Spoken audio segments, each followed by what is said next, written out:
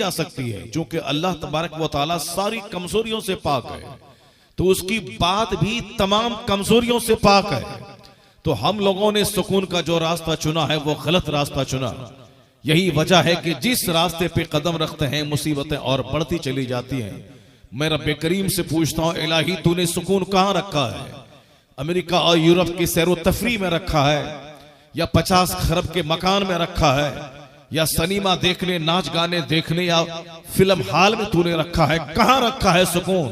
तो अल्लाह रब्बुल इज्जत का जवाब होगा, मेरे बंदे मैंने तुझे पैदा किया है और मैंने तुझको कैसे पैदा किया वो मुझे मालूम है। यानी तू कुछ नहीं था। हल अता अलल इंसान हीनुम मिनद दहर लम यकुन शैअन मज़कूरा, तेरा नामो निशान नहीं था, तुझको कोई नहीं जानता था, मगर एक पानी की बूंद जो तेरी माँ की बच्चादानी में गया और उसमें नाक नक्शे की तामीर करके मैं जान डाल के फिर माँ की शर्मगाह से तुझको दुनिया में लाया। अब तुमको दुनिया ने जाना कि तू आदमी है, तेरा नाम फला है, तू फला खानदान से ताल्लुक रखता है। दुनिया में आने से पहले, माँ के पेट में जाने से पहले तेरा नामो निशान तक नहीं था। न तेरी माँ जानती थी कि पेट में क्या है, न तेरा बाप जानता था कि पैदा होने वाला बच्चा क्या है। यानी एक दौर ऐसा गुजरा कि तेरा नामो निशान तक नहीं था, मगर मैंने तुझको पैदा किया और मैंने तुझको आंख में रोशनी दी, मैंने जबान में कुव्वते गोयाई दी, मैंने बदन में ताकत दी, मैंने खूबसूरत तुम्हारा जिस्म मैंने तो तेरे हवाले किया, मैंने खाने के लिए रोजी तुझको दी, मैंने ऑक्सीजन दिया, मैंने तेरे लिए हवा का इंतजाम किया, मैंने तेरे सर पे आसमान का शामियाना बना दिया ताकि तेरा दिल वहशत से फट न जाए। ये सारी नेमतें तुम्हारे लिए है। तू कुछ नहीं था, मगर तू खूबसूरत इंसान बन के दुनिया में आया।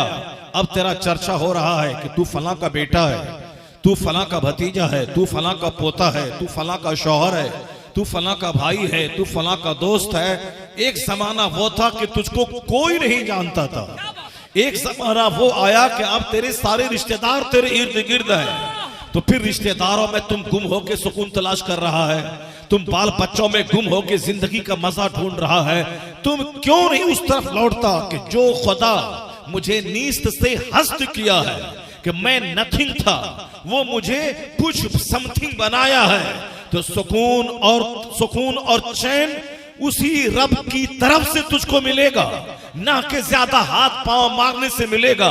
तो रब को की तरफ से सुकून कहां मिलता है? अला बिज़िक्रिल्लाह तत्मइन्नुल कुलूब, जान लेके दिलों को आराम सिर्फ अल्लाह के जिक्र में मिलता है। बेशक, लाजवाब। सुकून सिर्फ अल्लाह के जिक्र में मिलता है, सुकून दिल सिर्फ अल्लाह रब्बुल इज्जत की याद में मिलता है। इससे हट के बंदा चाहे वो 1000 हाथ पांव मारे, नहीं मिलेगा चैन और सुकून। आज 90% सुकून से महरूम है, सिर्फ इसीलिए कि मस्जिदें वीरान हैं। जो मस्जिद बुनियादी जगह है, जो सबसे बेहतरीन जगह है, जिससे बेहतर कोई जगह दुनिया में नहीं है। रसूल पाक अलैहिस्सलाम फरमाते हैं, अहब्बुल बिलाद इलल्लाहि मसाजिदुहा, यानी अल्लाह के नजदीक सबसे ज्यादा जो डियरेस्ट प्लेसेस है, जो सबसे ज्यादा पसंदीदा जगह है, वो मस्जिद है। मस्जिद में बंदा 2 रकात नमाज जब पढ़ता है तो उसको ऐसा लगता है जैसे 1000 बीघा जमीन मिलने से ज्यादा खुशी उसको मिल गई। मस्जिद में उसी तरह मोमिन होता है जैसे मछली पानी में होती है। मछली जब तक पानी में है, मछली की जिंदगी है, मछली कूदती है, खेलती है, लेकिन जैसे ही मछली इसको पानी से निकाल दें, मछली तड़प तड़प के मर जाती है, जान दे देती है। जबकि हम पानी में जाएं, अशरफुल मखलूकात हमें, लेकिन हम पानी में जाएं तो हमारी जान खतरे में है, जो वहां सांस लेना मुश्किल है, क्योंकि हमारे लिए ऑक्सीजन पानी में नहीं है। पानी में बंदा जाता है तो मर जाता है, लेकिन हम पानी से बाहर निकलते हैं तो हमारी जिंदगी रहती है। इसके बरखिलाफ मछली को अल्लाह ने पैदा किया, पानी के अंदर उसको ऑक्सीजन मिलती है, पानी के अंदर वो सांस लेती है मछलियां, पानी में वह बादशाह है, पानी में मछली रानी है, पानी में उसकी मस्तियां हैं। पानी से बाहर निकाल दें, आप अपने घर में उसको ले आए, सोने के मकान में उसको रख दें, चांदी के प्याले में उसको रख दें, लेकिन मछली तड़प तड़प के मर जाती है। क्योंकि मछली के लिए सुकून सोने का घर में नहीं मिलता, मछली को ऑक्सीजन चांदी के प्याले में नहीं मिलती, मछली को ऑक्सीजन कई लाख रुपए के ढेर पे नहीं मिलती, मछली को ऑक्सीजन नदी में मिलती है, मछली को ऑक्सीजन पानी में मिलती है, पानी से हट के मछली तड़प तड़प के जान दे देती है। ठीक उसी तरह अल्लाह ने इस इंसान को पैदा किया, ये अशरफुल मखलूकात है। ये अगर आग में जले, आग में जाए तो मर जाए, ये अगर पानी में के अंदर जाए सांस न ले सके तो मर जाए। तो आदमी कहां इसके जिंदगी का मजा मिलेगा? वहां जहां वाफिर मिकदार में ऑक्सीजन मिलती हो, जहां वो सांस ले सकता हो, वो जमीन पर, जमीन के नीचे नहीं, जमीन के ऊपर। तो जमीन के ऊपर सबसे बेहतरीन जगह अल्लाह ने मस्जिद बनाई है कि मस्जिद में गरीब भी जाए तो वह बादशाहों जैसा सुकून अल्लाह उसको देता है। मस्जिद में 2 रकात नमाज अदा करे, कई करोड़ रुपए कमाने के बाद वो दिलों को आराम नहीं मिलता जो आराम अल्लाह के जिक्र में मस्जिदों में मिला करता है, जो सजदे में मिला करता है। तो मस्जिद में मोमिन ऐसा ही है जैसे मछली पानी में है तो मछली की जिंदगी है, पानी से निकल जाए तो मछली मर जाती है। उसी तरह मोमिन की जिंदगी मस्जिद में है, अल्लाह के जिक्र में है। मोमिन की जिंदगी की सारी रंगीनियां अल्लाह की याद में है, हालत सजदा में है। जब तक मोमिन का रिश्ता मस्जिद से जुड़ा था, जब तक मोमिन का रिश्ता खुदा की याद से जुड़ा था, उस वक्त तक यह सूखी रोटी खा करके भी 90 साल की सेहतमंद जिंदगी गुजारता था। मोमिन की जिंदगी जब तक मस्जिद से वाबस्ता थी, समाज में चोरी का नामो निशान नहीं था, समाज में जिनाकारी की वारदात नहीं थे, समाज में एक दूसरे की इज्जत पे हमला करने वाला कोई इंसिडेंट नहीं होता था। लेकिन जब से मस्जिद से रिश्ता हमारा कमजोर हुआ, हमारा सीना भी सुकून से महरूम हुआ, हमारे बाल बच्चे भी तरबियत से महरूम हुए, समाज क्राइम का अड्डा बन गया। हर तरफ लड़ाइयां हैं, हर तरफ झगड़े हैं, हर तरफ इंतशार है, हर तरफ बेशुमार सफरिंग्स कंडीशंस है, हर तरफ मिजरेबल सिचुएशन मौजूद है। आज इन तमाम चीजों के हल के लिए कोई डॉक्टर के पास दौड़ रहा है, कोई फिल्म के एक्टर के पास दौड़ रहा है, कोई नेता पर मर रहा है कि सारे मसाइल का जिम्मेदार यह नेता है। फला नेता था तो वो अच्छा काम किया था, उससे जिंदगी में बहारें थी, ये नेता आ गया तो जिंदगी की सारी मस्तियां खत्म हो गई। सच्ची बात ही कि कोई दुनिया का नेता वह सड़कें बना सकता है, वह पानी बिजली का इंतजाम 24 घंटे कायदे से कर सकता है, वह स्कूल और कॉलेज बना सकता है, वह हर तरफ ITI कॉलेज बना सकता है, वह तमाम बच्चों को ग्रेजुएट बना सकता है। और एक गवर्नमेंट से उम्मीद ही क्या रहती है? वह पानी का इंतजाम करे, वह बिजली का इंतजाम करे, वह गरीबों के पुख्ता के मकान का इंतजाम कर दे, वह साहब 24 घंटे बिजली का इंतजाम कर दे, वह दंगा फसाद नहीं होने दे, वह तमाम निजाम को चुस्त और दुरुस्त बना दे, मार्केटिंग सिस्टम अच्छा हो जाए। मैं कहता हूं गवर्नमेंट अगर सोने का घर भी हर आदमी को बना दे और हर सड़कें सोने की बना दे, मगर गवर्नमेंट सुकून कहां से देगी? गवर्नमेंट के पास चैन कहां है? उसके पास तो पानी है, उसके पास बिजली का मैनेज है, उसके पास सड़क है, मगर सुकून देना ये गवर्नमेंट का काम नहीं है। चाहे वो मोदी जी की गवर्नमेंट आ जाए, मगर बंदों को सुकून कभी वो नहीं दे सकती है वो गवर्नमेंट। चाहे कांग्रेस की गवर्नमेंट आ जाए, चला जाए, फिर भी सुकून का संबंध न किसी कांग्रेस की गवर्नमेंट से वाबस्ता है।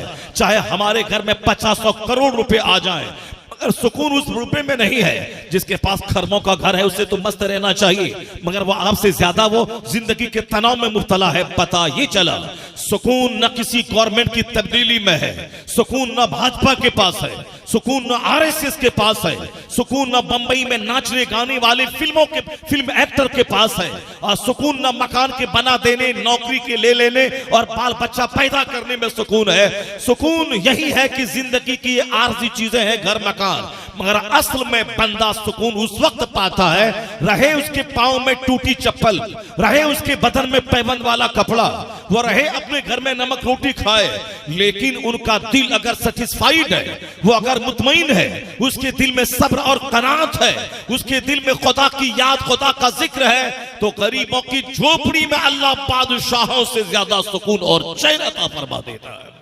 पता यह चला कि सुकून कोई गवर्नमेंट नहीं दे सकती है। सुकून का संबंध अल्लाह के जिक्र से है, सुकून का संबंध अल्लाह की याद से है, सुकून का रिश्ता सब्र से है, सुकून का रिश्ता कनात से है। इसलिए जिंदगी में ज्यादा बेचैनी की आग में मत जलाइए अपने आप को, ज्यादा नाचने और गाने की कोशिश मत कीजिए, और ज्यादा उलझने लड़ाई झगड़े की कोशिश मत कीजिए, और ज्यादा बड़बोलेपन से काम मत लीजिए कि हम बड़े हैं, हम फला हैं, हम चिला हैं, हमारे पास ढेर दौलत है, ढेर दौलत है तो क्या हुआ, तुमसे ज्यादा करोड़ों गुना खुश नसीब वो गरीब है जिसके पास दौलत नहीं है मगर सब्र की दौलत है, उसके पास कनात की दौलत है, उसके पास तवक्कुल की दौलत है। और इसी को पैगंबर आज़म फरमाते हैं लैसल ग़िना अन कसरतिल अर्द वलाकिन्नल ग़िना ग़िना नफ्स, यानी मालदारी ज्यादा माल से नहीं आती है, असल में मालदारी दिल की मालदारी, असल में मालदारी अपना हार्ट की मालदारी है। रिचनेस असल में हार्ट की है। अगर दिल मालदार है तो समझ लें कि वह शख्स बादशाहों पे गालिब आ जाता है। हम आज एक फकीर की बात करने आए हैं, हम एक जाहिद की बात करने आए हैं, जिस फकीर ने जिंदगी में जमीन नहीं खरीदी, जिस फकीर ने जिंदगी में मकान कायदे का नहीं बनाया, जिस फकीर ने खाने के लिए अपने घर में 2-4-10 कुंटल चावल नहीं खरीदा, जिसने रोजाना अपने दस्तरखान पे 5 तरह की तरकारियां अब 5 तरह के खाने नहीं चुना, ये वो शख्स, उसका चर्चा हम करने जा रहे हैं। उसका नाम हमने अपने जलसे के पोस्टर में रखा है। उनके आस्थाने पे आज हिंदुस्तान के कई लाख लोग अपने घर से निकल चुके हैं वहां सलाम पेश करने के लिए, जिन्होंने जिंदगी में चैन से खाया नहीं, जिन्होंने अपने दस्तरखान पे कभी भी 2 तरकारी नहीं जमा किया, जिन्होंने अपने लिए 5 कपड़े कभी नहीं बनवाए, जिन्होंने 50 एकड़ जमीन कभी नहीं खरीदी, जिन्होंने 2-4-10 मंजिल मकान कभी नहीं बनाया, जो अपने घर में रह के नहीं बल्कि पैदाइशी घर को छोड़ दिया। पैदा होने वाला पैदा हुआ था ईरान में घर था, और अपना घर कोई नहीं छोड़ता है। अपने घर की दीवारों से बंदे को मोहब्बत होती है, अपने रिश्तेदारों से मोहब्बत होती है, भले ही लोग अपने रिश्तेदारों में उलझें, लड़ाई झगड़ा करें और अपना गांव छोड़ के भाग जाएं, लेकिन दिल अपने गांव की मिट्टी से लगा रहता है, अपने गांव के दरो दीवार से लगा रहता है। रिश्तेदारों से ही सुकून मिलने वाला है। चाहे अजनबी लोग 1000 आपके दोस्त हो जाएं, लेकिन आपकी शादी में आपके खानदान के लोग शरीक नहीं हो, आपको अच्छा नहीं लगेगा। आपका अपना भाई शरीक नहीं हो, आपको अच्छा नहीं लगेगा। भले ही अरबपति दोस्त आपकी बेटी की शादी में आ जाए, भले ही वो 5 लाख रुपए आपको कर्ज दे दे, अपनी तरफ से वो डेकोरेशन करवा दे, मगर आपके दिल को सुकून उसके आने से नहीं मिलेगा जितना सुकून अपना भाई जो जिससे खूनी आपका रिश्ता है वो अगर शरीक नहीं हो तो आपको उलझन और बेचैनी हो जाएगी। पता चला कि अपनायत का जो रिश्ता होता है, जो मिट्टी का रिश्ता होता है, वो रिश्ता सब पर गालिब होता है। तो अपने घर की दीवार, अपने गांव की मिट्टी, अपने गांव के लोगों से आदमी का ज्यादा दिल वाबस्ता रहता है। कोई यहां से उड़ीसा से चल के अमेरिका चला जाए, अमेरिका में नौकरी करे, 5 लाख 10 लाख में महाना कमाए, लेकिन जब 1-2 साल के बाद वो अपना वतन आता है, अपने गांव के दरो दीवार को देखता है तो उनकी आंखों में मोहब्बत के आंसू आ जाते हैं। उनके दिल में अपने गांव की मिट्टी का वो अजीम जो रिश्ता है, वो रिश्ता सामने उसके रक्स करने लगता है। वो सोचता है कि मैं यहीं रह जाऊं। अमेरिका के व्हाइट हाउस में उसे वो मजा नहीं मिलता जो अपने गांव की मिट्टी वाली सड़क पे चलने में उसको मजा मिलता है। बहुत सारे लोग जो हिंदुस्तान छोड़ के बाहर गए, लेकिन जब भी वो अपने वतन आते हैं उनकी आंखों में आंसू के कतरे होते हैं। कभी जनरल परवेज मुशर्रफ जो पाकिस्तान का सदर हुआ करता था, लेकिन जब वह हिंदुस्तान आया, दिल्ली में वो जगह जहां वो पैदा हुआ था और जहां उनके खानदान के लोग रहते थे, उन जगहों को जब देखा उनकी आंखों में आंसू के कतरे आ गए। अपनायत का एक वसीम अटूट रिश्ता उनके दिल में आने लगा। यानी जहां वो पैदा हुआ था, अगरचे यहां रह नहीं सकता है चूंकि वो पाकिस्तान में बहुत बुलंदी हासिल कर ली, वो अजीम मनसब पे फाइज था, वो सदर पाकिस्तान बना हुआ था, लेकिन अपने गांव की, अपने शहर, अपने पैदाइशी वतन की मिट्टी से प्यार था। साफ लफ्जों में अगर आपकी बेटी की शादी यहां से भद्रक में होती है, अगर आपके गांव का कोई फकीर आदमी उसके दरवाजे पे मांगने जाता है तो उस फकीर को देखने के बाद अपना गांव याद आ जाता है। उस फकीर को देखने के बाद अपने गांव की मिट्टी याद आ जाती है। अपने गांव का कोई चरवाहा भी नजर आ जाए उससे मोहब्बत होती है। उस गांव का कोई कुत्ता भी उसको नजर आ जाए, वहां कुत्ते को देखने के बाद अपने गांव की मिट्टी याद आती है। पता चला कि अपने गांव की मिट्टी से आदमी की मोहब्बत का रिश्ता कायम होता है। तो अपना गांव कोई छोड़ना नहीं चाहता। वो तो रुपए कमाने की मजबूरी है, लोग चले जाते हैं। वो आप मजबूरियां हैं, तालीम हासिल करने की, वतन से बेवतन हो जाता है। लेकिन बंदा अपने वतन ही में आके सुकून चैन पाता है, जिस तरह मछली को पानी में सुकून मिलता है। तो आज जो पैदा होने वाला ईरान में पैदा हुआ, लेकिन ईरान के दरो दीवार को छोड़ दिया, फिर दोबारा वापस ईरान नहीं गया। जहां उनके खानदान के लोग रहते थे, जहां उनकी बस्तियां थी, जहां उनके आबा अजदाद रहते थे, मगर सारे रिश्ते को कुर्बान कर दिया, सिर्फ एक रिश्ते पर, वो रिश्ता दीन का है, वो रिश्ता दीन का रिश्ता, वो रिश्ता है आखिरत का रिश्ता, वो रिश्ता है जन्नत का रिश्ता, वो रिश्ता है खुदा की मार्फत का रिश्ता। उस रिश्ते पे सारे रिश्ते को कुर्बान कर दिया, अपना वतन छोड़ दिया, वतन से बेवतन हो गए। कभी बुखारा में है, कभी समरकंद में है, कभी बगदाद की गलियों में है, कभी मक्कतुल मुकर्रमा में है, कभी मदीने मुनव्वरा में है। एक तो पहले कभी कई साल तक इल्म हासिल किया, हाफिज कारी आलिम मुफ्ती बने, चूंकि उन्हें मालूम था कि कोई बड़ा काम करने के लिए सबसे पहले इल्म जरूरी है। अचानक कोई मालदार नहीं बनता अगर खरबों आदमी में किसी एक आदमी को उनके घर से सोने की हांडी मिल जाए। ये एक उपवाद है, ये एक शाज़ो नादिर कहानी है। यानी 50 करोड़ आदमी में किसी एक को ऐसा मिल गया कहीं, तो ऐसा नहीं कि सबको अपने घर में सोने की हांडी मिल जाएगी। कहीं कहीं कभी कभी किसी के खेत में या रास्ता चलते हुए सोने की ईंट मिल गई, या उनके घर में सोने की हांडी मिल गई।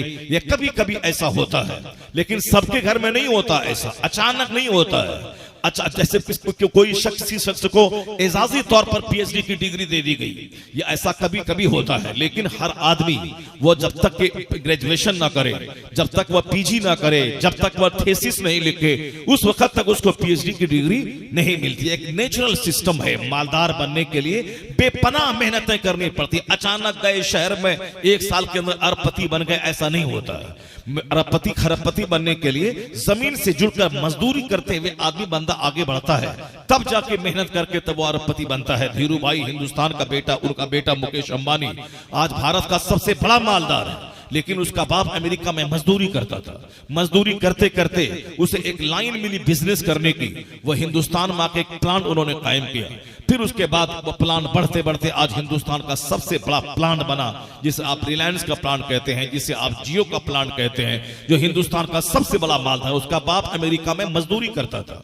मजदूरी करते करते उनको बहुत दिनों के बाद तब कामयाबी मिली, तब उससे मंजिल मिली। बड़ा काम करने के लिए आदमी को सैक्रिफाइसेस की मंजिलों से गुजरना पड़ता है, यानी कुर्बानी की मंजिलों से गुजरना पड़ता है, उसे त्याग करना पड़ता है, उसे त्यागना पड़ता है। ऐसा नहीं जैसे हमारे गांव समाज के अल्हड़ बच्चे कर रहे हैं, बस आया नाचा गाया कूदा और चला गया, सिनेमा देखा और सोचा मालदार में बन जाऊं, और दिन दिन भर बैठ के रो रहा है कि दौलत मिल जाए, आसमान से दौलत गिर जाए, जमीन से दौलत मिल जाए। नहीं होता। तमन्ना करने से सिर्फ मालदारी नहीं मिलती है। ये दुनिया का सारा काम सिस्टम पर आधारित है। जो नाचेगा गाएगा सारी जिंदगी नाचता रहेगा, और जो पढ़ेगा लिखेगा मेहनत करेगा वो कामयाब होगा। उसको उसके पास अच्छा लिबास होगा, उसके घर में अच्छी खुराक होगी, उसके पास अच्छा मकान होगा, समाज वाले उसका नाम लेंगे। वो गरीबों, मिस्किनों, बेवाओं, मासूरों, मजदूरों की खिदमत करेगा। वो अपने बाप अगर बीमार पड़े तो 10 लाख रुपए खर्च करके इलाज कराएगा। और अगर कोई नाचा गाया कूदा पढ़ा लिखा नहीं तो उनका बाप मरेगा, वो 1000 रुपए की दवाई ला के नहीं दे सकता है, वह दूसरों के सामने भीख मांगेगा। वो पता लगा गांव में कितने लोग मालदार हैं, उनके मालदारों के पास कितना पैसा है, वो उनके दरवाजे पे जाके भीख मांगेगा। मेरा बाप बीमार है, 1000 रुपए दे दीजिए, मेरी बेटी की शादी है, 2000 रुपए दे दीजिए। तो दुनिया के नियम का पालन करने का मतलब है कि वह दूसरों को देगा, दूसरों से लेगा नहीं। जो पढ़ेगा लिखेगा मेहनत करेगा, 10-20 साल मेहनत करेगा, तब उसके पास इतने पैसे आएंगे कि वह गरीबों को देगा।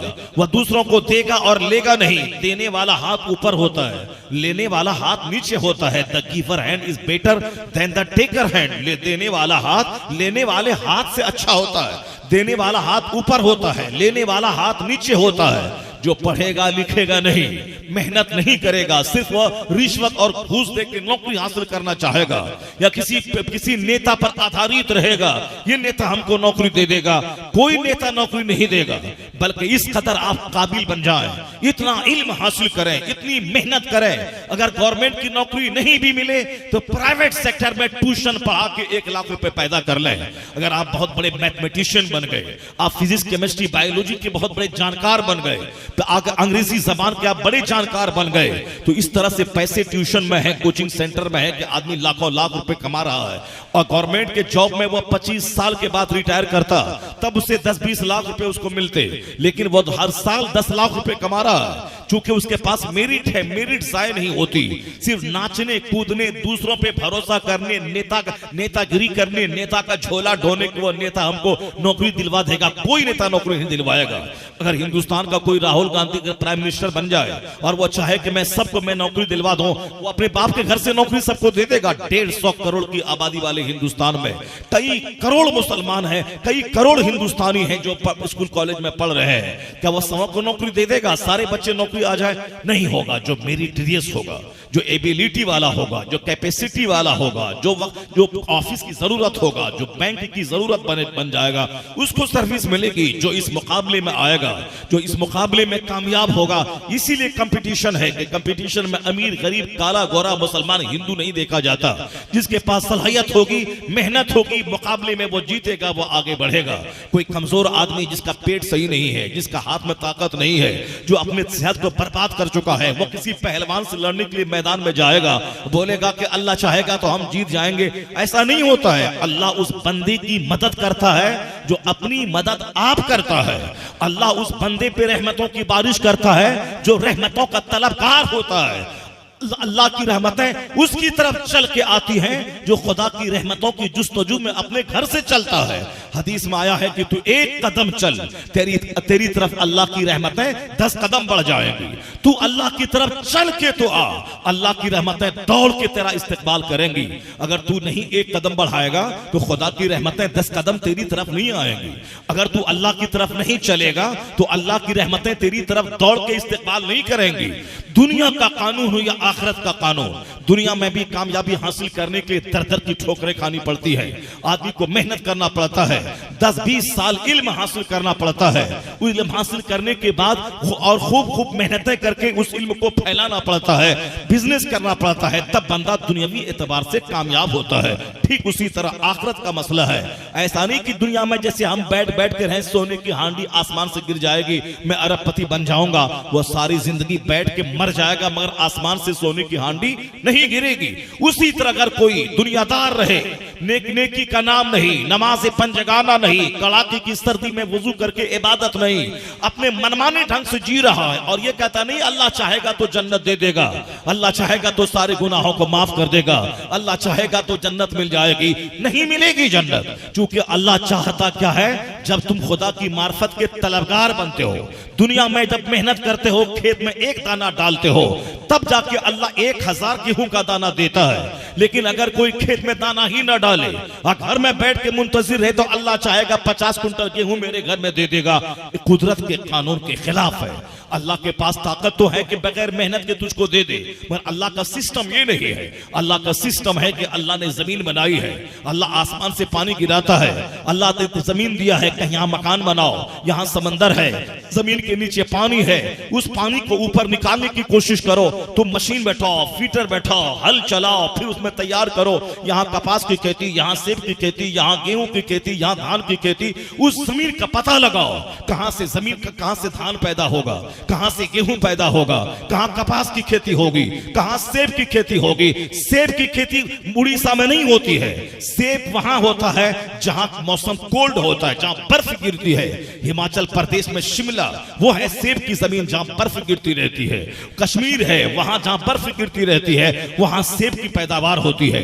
उड़ीसा में सेब की खेती नहीं होती है, उड़ीसा में होती है धान की खेती, धान की खेती होती है। उड़ीसा में होती है गेहूं की खेती, पंजाब में होती गेहूं की खेती, और कपास और गन्ने की खेती ज्यादातर महाराष्ट्र और राजस्थान इलाके में होती है। तो जमीन अलग अलग है। सोचना होगा कि जमीन से कपास होगी, किस जमीन से आम का पेड़ निकलेगा, किस जमीन में सेब का पेड़ होगा, कहां नारंगी की खेती होगी। और साहब नारंगी, नागपुर की नारंगी, नागपुर का संतरा पूरे वर्ल्ड में मशहूर है, मुजफ्फरपुर की लीची पूरे वर्ल्ड में मशहूर है, मालदा का आम पूरे वर्ल्ड में मशहूर है। इसका मतलब यह निकला कि अलग अलग इलाकों में अलग अलग क्वालिटी क्वालिटीज अल्लाह ने रख दी है। एक ही जगह से हम चाहेंगे यहीं से सब काम हो जाएगा, उड़ीसा में सेब निकाल लेंगे, अल्लाह चाहेगा तो हो जाएगा। तो अल्लाह चाहेगा तो पत्थर से गोल्ड निकल जाएगा, अल्लाह चाहेगा तो पत्थर से मछली निकल जाएगी, अल्लाह चाहेगा तो पत्थर से पानी का चश्मा जारी कर देगा, अल्लाह चाहेगा तो पत्थर से बासमती चावल की फसल पैदा कर देगा। अल्लाह जो चाहेगा सब हो जाएगा। अल्लाह बगैर खंबे के आसमान खड़ा कर दिया है। अल्लाह ताला हमें हमारे लिए हवा का इंतजाम करके हमारी जिंदगी के बचने का इंतजाम किया है। लेकिन अल्लाह का नियम भी तो कुछ है, अल्लाह का सिस्टम भी तो कुछ है, अल्लाह रब्बुल इज्जत का दस्तूर तो कुछ है। दस्तूर यही है कि हमने कहीं सेब के लिए जमीन को हमवार किया है, कहीं गेहूं के लिए हमवार किया है, कहीं कपास के लिए बनाया है। दुनिया का 75% हिस्सा समंदर का है, 25 हिस्सा खुश्की का है। उस खुश्की के बाज इलाकों में पथरीले इलाके पहाड़ है, जो पहाड़ पिलर बन के जमीन को करार देता है। अगर ये पहाड़ न रहे तो जमीन हिले, बंदा गिर जाए, न घर मकान बना सके। कहीं जमीन नर्म है कि अंदर से फसल पैदा हो, कहीं जमीन सख्त है कि 100 मंजिला मकान उस जमीन पे ठहर सके। पता ये चला कुदरत के नियम को समझना होगा, जमीन के तकाजों को ढूंढना होगा। कहां जाने के बाद सेब उपजाए, कहां खेती, कहां चावल, कहां गेहूं, उसकी तलाश करनी पड़ेगी। तो दुनिया में डेवलपमेंट के लिए दिमाग लड़ाना होगा, मेहनतें करनी होगी, घर से बाहर निकलना होगा, जमीन की तलाश करनी होगी, फिर मौसम के मुताबिक खेती करनी होगी। गेहूं की खेती बरसात में नहीं होती है, गेहूं का पौधा नवंबर में डाला जाता है, जब सर्दी का मौसम हो। जब खूब सर्दी पड़ती है तो गेहूं की खेती जबरदस्त होती है। अगर सर्दी जिस साल नहीं पड़े, गेहूं का दाना छोटा छोटा हो जाता है और गेहूं की फसल मर जाती है। इसलिए सर्दी का मौसम जरूरी है ताकि गेहूं की फसल पैदा हो, ताकि मैं रोटी खा सकूं। बरसात का मौसम जरूरी है ताकि खूब बारिश हो और ताकि धान की जबरदस्त खेती हो। समंदर जरूरी है ताकि वहां से गहने और मछलियां निकाले। इसका कुदरत ने सारा इंतजाम कर दिया है। इसलिए तुम भाग दौड़ करो, आम की खेती तुम उपजाओ, सेब तुम लगाओ, कपास तुम लगाओ, मछली तुम पैदा करो, गेहूं की खेती तुम लगाओ। तो दुनिया में भाग दौड़ करोगे तो तेरा घर भी बनेगा, तेरे घर में अनाज का गल्ले का ढेर होगा, तेरे घर में सारी राहतों का सामान होगा। तो दुनिया के इस सिस्टम का फॉलो करना होगा। अब नवंबर का मौसम है तो ऐसा नहीं कि 1 बीघा जमीन में 50 केजी हम गेहूं डाल दें और शानदार फसल पैदा हो। उसकी एक मेजरमेंट होती है, उसकी एक नाप है कि हम 1 बीघा जमीन में कितना गेहूं उसमें डालें, कितना खाद उसमें डालें, कब कब उसमें पानी डालें। ऐसा नहीं कि पानी से धान की तरह उसके खेत को भर दे, सारा गेहूं सड़ जाएगा। और धान के खेत को अगर पानी से खाली कर दे, वह धान जलकर राख हो जाएगा। तो सिस्टम का फॉलो करना होगा। कहां हमें धान में पानी देना है, कहां गेहूं में पानी देना है, कितना यूरिया देना है, कितना कंपोस्ट देना है, कितना हमें डीएपी देना है। ये दुनिया का सिस्टम है जिससे खेती अच्छी होती है, आदमी अपने मकसद में कामयाब होता है। उसी तरह एक आखिरत का सिस्टम है। अल्लाह ने 8 जन्नतें बनाई है। अल्लाह रब्बुल इज्जत ने वह जन्नत में सोने का घर बनाया है। 70 हूरों को एक जन्नती के निकाह में देगा। किसी के निकाह में 1000 हूरें आएंगी, किसी के निकाह में 70 हूरें आएंगी, किसी जन्नती के निकाह में 10 हूरें आएंगी। हुजूर ने कहा था तुम कसरत से मुझ पे दरूद भेजा कर, अल्लाह जन्नत में हूरें भी तुम्हें कसरत से अता करेगा। पता ये चला कि दुनिया में कामयाबी हासिल करने के लिए सिस्टम का फॉलो करना है, तो हमें आखिरत की कामयाबी के लिए भी सिस्टम का फॉलो करना है। रमजान का जब महीना आए उस महीने में रोजा रखना है। जब अल्लाह माल दे फौरी हज करना है। साल जब लग जाए माल की ज़कात निकालनी है। और रोजाना 24 घंटे जो अल्लाह हमें बेहतरीन ऑक्सीजन दे की जिंदगी देता है, उस रब की खातिर 24 घंटे में 5 टाइम उस रब्बे आला को सजदा करना है। रात भर गहरी नींद लेने के बाद सुबह बाजार जाने से पहले, दुकान जाने से पहले मस्जिद जाना है, ताकि जिस रब ने 8 घंटे की गहरी नींद लेने का मौका दिया, पहले उस रब को सजदा करो, फिर खेत जाना है। पहले उस रब को सजदा करो, फिर दफ्तर जाना है। उस रब को सजदा करो, उसके बाद खेत खलियान और ऑफिस में जाना, दुकान खोलना है। तो जो मस्जिद ना जा करके पहले दुकान चला जाए, जो मस्जिद ना जा करके पहले ऑफिस चला जाए, रात के 2-2 बजे तक मोबाइल चलाए, फजर के टाइम में सोया रहे और दिन के 10 बजे उठे और नाश्ता करके दुकान चला जाए, अल्लाह की कसम उस दुकान में कभी बरकत ना होगी। अगर माल मिल भी गया तो कभी सुकून नहीं मिलेगा। उसके बाल बच्चे तबाह हो जाएंगे, उसकी जिंदगी का आराम खतरे में पड़ जाएगा। जो फजर की नमाज न पढ़ के दुकान